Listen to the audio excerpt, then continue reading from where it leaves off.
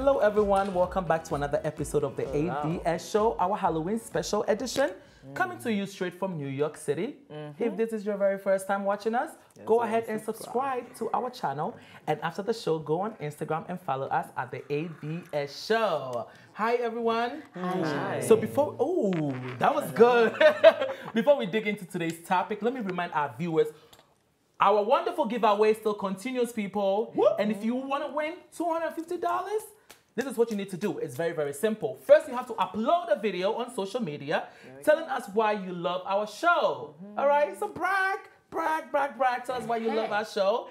And you have to tag us, the show, and 5 friends. Okay, it's very, very simple. You have 5 friends now. Tag your family members. Or 10. And also use the hashtag ABS Show 250. Is very, very simple. And we're going to select 2 winners each week. Okay, so let's go. Let's get this money. All right, so Miss Spitfire, what's going on? So, I'm in for a lot of character. The president of Liberia, President John Weah, he has declared that the University of Liberia and all other public universities in Liberia be tuition free. Yes. So an African politician doing something. He's younger. I'm telling you. He's younger. That's why. All right, but what's the catch? It can't be just free. What's going on? He has taken that money from China, so he's trying to block their eyes and give them free schooling. Selling and shocking. He's blocking their eyes. Because I thought George Weah's his motto was that he's going to fix all the roads. Now he's adding to education, which I think is really good, especially what happened with the More Than Me Academy. So meaning that there's more chances and opportunities for young people in Liberia to go to school for free, because education is really, it gets high.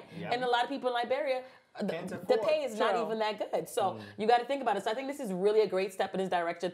As one of the youngest presidents in Africa, I think that it's a great step. But I just want to know what China is getting from them. That's my question. I don't like this idea. Why? I don't like this idea School of... for free? Yes, school for free, but university, no. Why do you feel Because so? how many of us have free things in our life and we take it for granted? I didn't. Oh, you sure? I didn't take my university for granted. Because I feel like sometimes when you pay for stuff, you take care of it. You know, you value it more when, you know, yes, I really do think so, because there's a lot of free education in Ghana with primary school and SS. They don't take it serious. They don't go to school because, well, it's free. But when your dad is on you for you to go to school because they are paying expensive school fees, you take it serious sometimes. Free education, I don't know, there has to be a catch to this. So Charlie, could it be that because it's free, the education is free, maybe the standard of education they're offering is not up to par? Maybe the university, the school, the primary school and secondary school are not up to standard because it's free. You know how in Africa we have that mentality because it's free, you have to manage whatever not we all give free you, things take are it. good. No. Right. So maybe, you know, maybe that's why they take it for granted. But in his own case, we hope that he's actually putting the money to good use, that all the places that he said they should give them free education. That they are actually up to standard. But how are they going to keep funding the schools? Because the reason why we pay school fees is because the teachers needs to be paid. They have to keep the school rolling with, you know, and maybe everything tax, like that. So tax how will money, tax? Who's paying tax? But they do have, We like, don't know how the system works there in Liberia, so maybe but in the people pay budget, tax don't they have accurately. don't they have budgets that are tied rum? for education? No rum yet. But where's the rum? Yeah, but maybe through tax money, and I understand the concept of free things are taken for granted, but this is higher education. Exactly. This is not primary or secondary school. This is university. And everybody always looks forward to that stage in their life. And that has been the challenge of so many youths. Yes. They can't afford to pay for higher institutions. But how does this work? I even prefer to have higher institution free, and then the pre-schools and the grades charged for, right? charged for. For higher institution, it should be free. Why? That What's doesn't the make reason? sense to me, because It does. No, it doesn't make sense to me. So every other school is you're going to pay for it, but then when you get to university, it's free.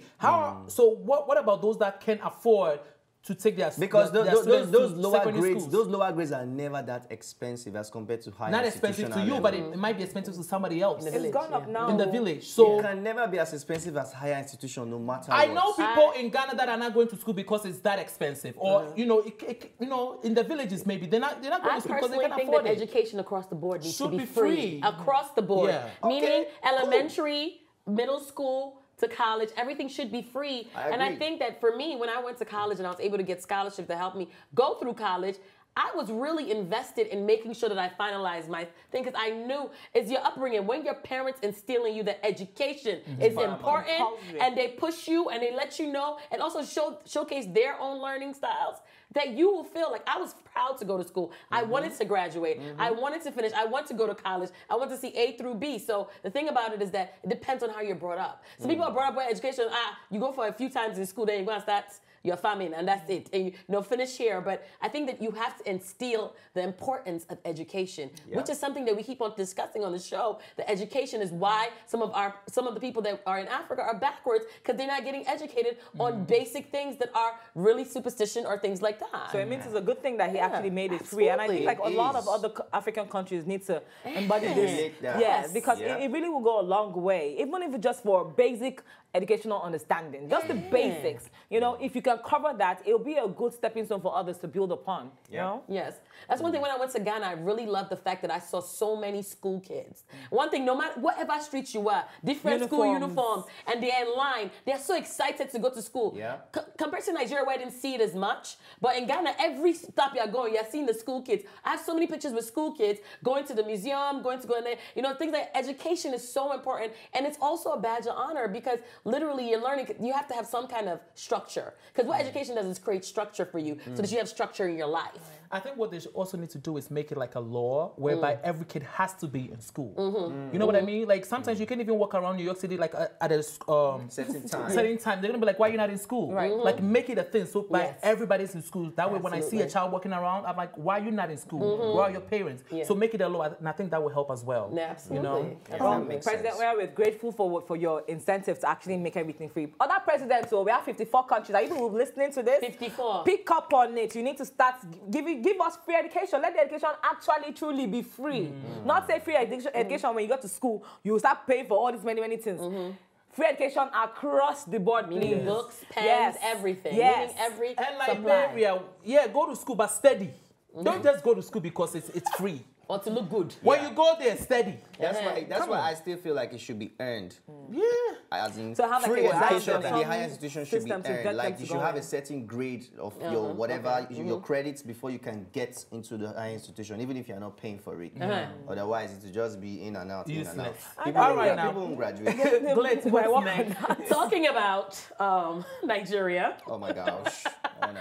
So Nigerian Minister of Finance says new plan will encourage child spacing, not limit childbirth. Because people were thinking she said she wants to limit childbirth, right? Oh, wait. I heard that in the blogs. Yeah, I heard that in the blogs. Yes, so they want to reduce childbirth. Because we're getting to be the most populous country in the world. We're the third after India, China. Nigeria is third. And talking about, I remember in the earlier show you had said something about our mortality rate is going up, right? But childbirth rate is going high because so many people are having too many kids that they can't take care of. That's why they're selling their babies. Yes, they are giving their babies up for adoption, trafficking, and all that. So the thing about it is that Nigeria has become the most populous. But what is the government putting, like education, healthcare? What are they putting in place beyond just saying, oh, let's start spacing the childbirth? So you're going to tell this woman that's just having, just wait a little bit, then have another baby. But still, even if she waits 4 years and has another baby, can she still afford another baby?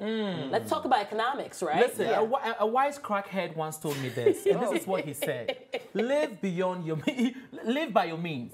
Don't go and having babies left and right so you can't take care of them. So I agree. But the number, I need a number. If it's 2 per family. You want to go into China's you guys need help or you don't need help? That cannot happen in Nigeria. Why not? You can't put a stop on the amount of kids people can have in a country like Nigeria where promiscuity is at a rise. Promiscuity, really? Yes. How do you know? Are you promiscuous? I'm from Nigeria. Are you promiscuous? What? Are you promiscuous? When I take my rum, I'll answer that. I need to know if you're promiscuous. No, I'm not actually, but I think it's family planning. If you want, if you love the sex that much, family planning, right? That's what I wanted to say. Like education, family planning. You can't just put a law and say yes, no more childbirth. That's not going to work. That's not how they do it in a developing country. We are not that developed like those other places. So family planning and education is what's going to help. So that people will know that bringing a child into this world is a responsibility. You have to be able to take care of that child in all aspects until they are like 18 and independent and enough to take care of themselves. In the late 90s towards the early 2000s, they actually had a lot of family planning centers in Nigeria, in the villages, all around. Yeah. But then you know how it is that once one administration leaves government, The other one and scraps they will everything up and starts and that was anew. how they scrapped it. And it's unfortunate because it was really helping. These people need that education, need that know-how to know that, okay, this is the outcome of having kids at this rate and not being able to afford to take care of them. Exactly. But if you're saying that as the Minister of Finance, if you're saying that they need to space their children, you're saying that they can still go ahead and have as much children, just within a longer period of time. But that's not going to solve the problem, because then if they have 4 kids in 10 years, they're still going to have that 4 mouths to feed. That's the problem that we're having, that inability to feed those children. So you're supposed to be preaching for them to learn more about family planning, use condoms, use contraceptives, be on birth control. Even married couples can still use condoms. Yeah, of course. Yeah, if your pull-out game is not strong, use condoms. But I feel like this rule is only for like poor people then. That's because It's even only for that's because the wealthy people don't even have that much kids. If you notice, a lot of wealthy people just have people don't make too many babies. They have just like 2 or 3. What are they busy doing? They're Making busy money. Doing Yahoo. But the poor people are also giving birth to a lot of kids because they need people to work on the farm. So they're giving birth to their staff. No, but I'm just giving an example. Obviously, not every poor people work on the farm, but they should to get money. But that's not the point I'm making. I'm making some people also are coming from the staffing agency. They have staffing agency. From the point of who's going to work on that farm? And they send some of them to go and be housemaids in other people's houses. Right. It's like they think giving birth is like an investment and a retirement plan. That's how most of these forefathers are thinking. When I give birth to a lot of kids, it's like a lottery. One of them will be successful. One of them will be a billionaire. One of them will be a millionaire. Yeah, because the chances of you just giving birth to one child and him or her being very successful is very tiny. But then if you spread it with 20 children. Just spread it. You're not even setting them up for that foundation. Just spread it. What did the Bible say? Be fruitful. Go multiply. Conquer the earth. Wow. Because in Nigeria, most of them are religious people as well, right? So Most of them are, right? So they're also looking at it from the Bible standard, right? Where you say just multiply. Yeah. But the Bible is multiply and feed them. Literally, what they need to do, if they like, this is why. This is why our politicians right now are not doing right by us, because literally how much would it cost to invest in posters, in contraceptive and different things, and have some outreach workers going to people's houses talking about what's happening with prevention, what you can do, what some of the ramifications are. It's to teach them, even in simple when you're in secondary school, teaching about health. About safer sex. It's not all about the government. What are our pastors teaching? Okay, pastors right. can teach that too, You're right? Yeah, the teachers can teach that too. We shouldn't leave everything for the government. You're right. Because on Sundays, this church be packed. You're right. With a whole lot of women. More women than men. You're right. Teach them. That's true. Right. Yeah, I guess all of our leaders that can do teaching should do teaching for family planning. Ministry of Finance, you need to have a talk with Ministry of Health and also Ministry of Women's Affairs. People should come together and start implementing all these family planning clinics. So we need them back. We need this awareness to circulate in the country, because we don't want to outnumber Asia. India or Asia? The Asian continent. India, it would be sad if Nigeria at the seams. It would be sad if Nigeria outnumber an entire continent. And then our GDP is below whatever. That doesn't make any sense. Funds, nothing whatsoever. So please, let us save face, I beg. At least if you're going to make extra children, make more industry for them to work. Okay. Like Charlie said. Create jobs. When you create your workforce. So does that mean they're going to make abortion legal then? Oh, here we go. Ooh, Charlie. No, but the Minister of Finance just said they're not going to put a hold on childbirth, whatever. Because that was they're going to do spacing. They're going to do spacing. Doesn't that mean, isn't that a word remixed? What is spacing compared to? But normally what the solution to that is, like you said, family planning. Because family planning tells you, like, one at a time, not pumping every 9 months. I have friends that one is older than the other one with 9 months. I'm like, wow. So as you just came out, your dad just put it in again. Like, really? That's too much. Sometimes they really need this education. And even when you're married, you should probably use protection sometimes. All right, so we're gonna move on to the next topic. Simani, what's going on? The next topic is sensitive, because xenophobia has resurfaced again in South Africa as usual. So recently there was a great trend on social media. There was even somebody who tweeted and was threatening that they're going to attack non-South Africans, and everybody should be watchful and careful. And they actually did attack non-South Africans again in South Africa. These are Somalians were affected, and the rumor they had was that the Somalian markets that they are selling what do you call it? Expired food products to them. That was the propaganda. That was what they used to attack them. Wow.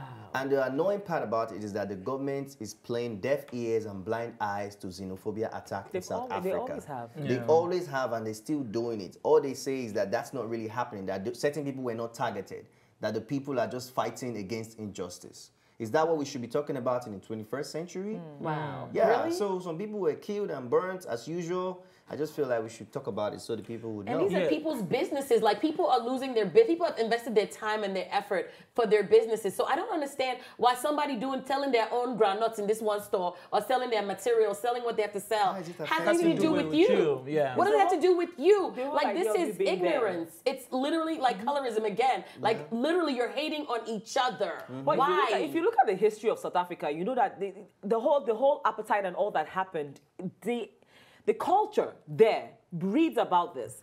The hate in there is phenomenal. Why won't you hate on your fellow man? Whether you're black or you're white, when you're living in constant slavery. Yes. Till tomorrow. You're always going to be there. So you making yourself feel better about yourself. You want to do what? You want to trample upon the next person. I think that's where it's also coming from, though, because they're feeling like the white people came in and took our jobs and stole most of our things. Now, And now our our very own Africans are coming from other African countries and coming into countries and selling things. Well, they're not they the only did ones send out They're the not trying warnings. to do anything they sent out anyway. They did send out the warnings, and it was on the ABS Instagram as well. It's like they are worse than the KKK. They are having secret meetings on how to destroy foreigners from their countries. Not only Nigerians, by the way. Somalians all were affected foreigners. this time. So it's like nobody is welcome, but they have to understand that when foreigners come to your country, some of them are also bringing job opportunities. Of course, a lot You know of what I times mean? they are. And they are doing these jobs that you don't want to do it. No. You feel like you're too good of a my person God. to do certain jobs. They want to sit And when down they and come in to drink. do the dirty jobs that you guys won't do, you're killing mad. them. Stay mad, losers. Yeah. No, and then they get upset. One of somebody I work with, a catering thing, she's South African. She told me, and I asked, why is this going on, Charmaine? And she says to me, the reason is that some South Africans don't want to do certain jobs. Yeah. And people are doing it, especially what you just said. And it's like, so somebody's doing the job that you don't want to do. Then why are you upset? And you're upset and you're intimidated and you don't want to push yourself to be able to acquire owning your own business and being like actualizing your own dreams. They've done it and you're intimidated. And they're directing their frustration at the wrong people. Exactly. Well, that's the same thing that also happens here, where they talk about how, all the Mexicans and all these Africans, they come and They take should our go. jobs. But when they leave, Who does are you the going to build that construction bridge? jobs? Who is Are you going to building? are you going to do construction in the dead Are you winter gonna cook in the time? kitchen? No, you're not going to do all these things. We are the ones that are doing this stuff. But you're mad that we're doing it, but you're not going to do it. So I don't want that cake, but you're not going to have that cake. Let's just sit down there and spoil. That's pretty much what it is. You guys don't want to work. You want to sit down all day and drink. Your women don't even want you guys because you don't want to work. You don't. They do You're like Nigerian men. lazy. Same with South Across Africa. the board. That's And one of then their you get problems mad too. because they run after the Nigerian men upset. and the Ghanaians and the I think Kenyans that's why and the they're upset. Somalians. They are really You're upset. You can't be mad. Just Yes. brother, go and wake up. Wake yourself Up up. your game. Step up, your man. game. I'm not ashamed to say this, but most of the South African men are mad at the Nigerians because we are very large and we know how to do it. Guys, get circumcised if you want to be a part of it. Yes, it's the bitter Simani. truth. Simani, you don't know. She Simani. would tell you. And she said it's no. Oh, No, she's been dating Ghanaians. Hello. No, she hasn't been dating no Ghanaians. She's been dating Ghanaians. You see? I You see? missed it. All right, I missed the whole gist. What? On a serious note, though, how Yeah. do we keep this from not happening again? I think that it's education and also literally the government has to step in. This is becoming a national Yeah, they are in emergency. denial. It's like terrorism. Can we say something else? Every time we talk about the government has to step in, what can So we what- do? What can we do? Because what we're doing right now, Okay. bringing light to it, shining light on it, and working together. But something has to give. People need to be arrested. People need to be fined. So you need to get ramification. You're abandoning somebody's store. Then now you're going to go through Okay. this. So to Arrested stop how? them, you have to put laws in it. You have to arrest them as they're doing it. Yeah, But the government, the police is in denial. support. The government is in denial. The police hate us. The When I police was is in living support in of what's South going on. Africa, I didn't know that. When I was living That's in South crazy. Africa around 2014, 2015, I lived in an apartment in Ramburg for 6 months. The police visited my house, every month for 6 months for no reason. Are you serious? Yes, just because I was Nigerian. The people living under me were even whites. Then my next neighbors were South African black people. But the police visited my apartment to the extent that they even let them into the complex without letting me know. And they have no right to come without anything. They just come, knock the door. As soon as I open, they start walking through the whole apartment, checking my stuff, looking for fraud stuff. And then they sit down for no reason, just because I'm Nigerian, because I can't speak Zulu. Abuse of power. Abuse of power. They're abusing their powers. In that case, who do you now report? Who do you fall back on? There's nobody. The government are turning a blind eye to the situation. The police are in support of what is happening. So you're on your own pretty much. Just stay safe out there. And what about I mean, honestly, if you are under attack, I think that some of these you need to start moving back to your countries. But I think is that a solution? This is Africa. You're saying that you just give up and just go back to your countries? If it's getting that dangerous, the people are just killing you left and right. Like sometimes you just have to do that mass exodus. If you do that, that's what they want. If you do that, they win. But then they'll gag when nobody's there doing the jobs and nobody has businesses for them. Then they'll come right together. Maybe they'll go after people that are really oppressing them. You know, they've actually been sending this note. They've been sending the hints since. Even the government have been sending the hints. They said that Nigeria cannot enter again. They've been sending the hints. So I don't know why we're saying government is turning a blind eye. Government really wants this thing to happen. They want you guys to go back to your country. We need to use the social media, like you said, and spread the word out. True. We have to move on to the next topic. Singer King Promise is in trouble with his Dubai-based millionaire over not fulfilling his promises. And his name is Promise. Your name is King Promise, and you're not fulfilling your promises. King Promise is a singer in Ghana. A lot of hits, Selfish, CCTV, my very favorite song from him. Oh yeah, he's dope, right? All right, so there's a woman in Dubai called Yasmin Bazadi, and that's her. And she, big God. Oh no, that's big God. Big goddess. Big goddess. And she's threatening to take legal action against him. Why? Apparently, she's a secret sponsor. So she might be sponsoring your fave out there, okay? She's a secret sponsor. I'm looking for a sponsor. And she claims she invested in King Promise. Wow. So before he blew up to become the man that he is now, she was the one that was investing in him, paying for video shoots, clothes, traveling. I don't know about massaging, but traveling from here, traveling from there. And King Promise basically promised that when I when I blow up and become huge, I'll bring you along. Okay. And he didn't. So now she's trying to sue him. Wow. Yeah. Good luck on that. Good luck on suing. She also said she signed King Promise, but King Promise denied that. She was like, does she have legal documentation? You didn't sign me. Maybe verbal. So what is he saying? What is his He's part? saying that it's not true. Ew. Yeah, so that's what is going on. So she's going to sue, and we're going to find out what happens. Yeah, so what do you guys think about this story? But I don't think this is a new issue because in entertainment. Yes, in entertainment. There's a possibility she's not lying. There are so many up and coming artists that made a lot of promises like King Promise and cried for support. And there were people who believed in them, but because of the love, the people didn't go into paperwork. They gave them money, thousands of dollars, shoot video, I believe in you, you will make it, do this promotion. And then when they make it, after all, there's no evidence, and they forget about you. So it happens a lot, even in Lagos, it happens in the industry. So I wouldn't be surprised if this is true. So people don't do free things anymore without expecting something back? I mean, if they have that agreement, if they have an agreement. Investment. Maybe he was thinking, I thought it was all gifts. I didn't know I had to pay back, or I didn't know that I owed you anything. Or maybe he paid back in kind. No, I don't. Maybe he was taking her out and he figured that would suffice. That was good enough. That's some kind of payment, though, you know. When it comes to giving your money and investing your money, you need to have paperwork in this day and age. Why would you just have a gentleman's handshake? It makes no sense. Literally, you're not going to get your money from somebody that you don't have the paperwork showcasing that you are giving this amount of money. They're giving you this kind of promissory, whatever. We just talked about what happened in Ghana with the guy taking money from his investors, and they're suing him because they have paperwork. When you have no paperwork, how are you going to catch somebody? And somebody all the way in Ghana and you're in Dubai, it's going to be a little bit harder to sue somebody in that sense. And where's the proof? Where's the proof? You know, it's all about the proof is in the pudding. If there is no proof, you can't sue him. It's just you have given away your money to somebody who's shopping them, and they will give them back to you. We don't even know if she has proof. Maybe she has proof because she said she wants to sue. So we assume that she has proof. Yeah. But the thing is, I don't hear this too often in the entertainment industry where a woman, where a sponsor will do anything without paperwork.